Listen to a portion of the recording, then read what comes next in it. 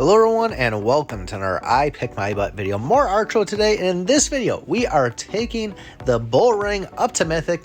And a lot of you might be asking me, Pick, why are you doing that? Why don't you want to hang on those two ALE bulls so you'll have that 20% damage resistance? And I will give a couple of reasons here, but the first one I'm going to bring up is, yes, it's a little bit of a flex. There's nothing I love seeing more than that nice solid red from the Mythic on the screen.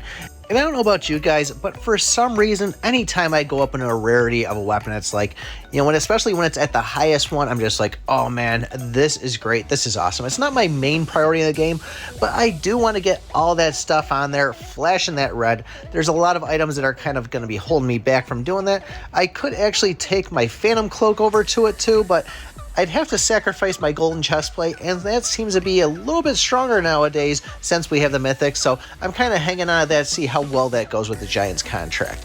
Now, the other reason why I'm not going and keeping the two ALEs is I very rarely use both of my bull rings. I do always like having one line. I like that 5% attack, and it just kind of feels good to me. I don't really struggle mainly on the mobs. There's always a mob and a boss that seem to give me the issue, so I'll always be rocking at least one bull and one lion.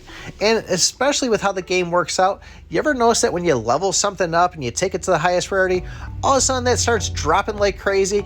So I'm expecting I'll be getting a bunch of bull rings anyways, because I'm already seeing them drop, and they're dropping pretty quickly. Now, something that people do ask when they see my levels and stuff, they might think, hey, maybe you're going to take that bull ring up to level 103 or 104, wherever you're at. But honestly, I'm holding off and I'm keeping things at level 80. The cost to take them up versus the rewards you actually get from them, I haven't actually found the value in it yet, and I'm still investing a lot of my coins into my talents. Now, there will come a point where it's like, okay, I'll probably take those things up to 90 or maybe even 100, but it's going to be a slow process and it's going to be a little ways away. And then people see the pets at level 1. The pets don't really serve too much of a purpose in this, but I do believe there is kind of a fine line of maybe around like level 40 or 50 you should take your pets at. You know, for the cost, it does make an impact on it.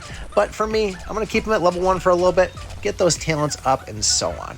Now, as far as this 5% to mobs, am I noticing a big difference on it? Not really at all, but it is nice to have that at a Mythic perk, and I am excited for it. So let me know what you guys think in the comments below. Am I crazy for taking this Mythic? Would you have hung on to those two ALEs? I'd recommend hanging on the ALEs, but I'd really like to know what you guys think.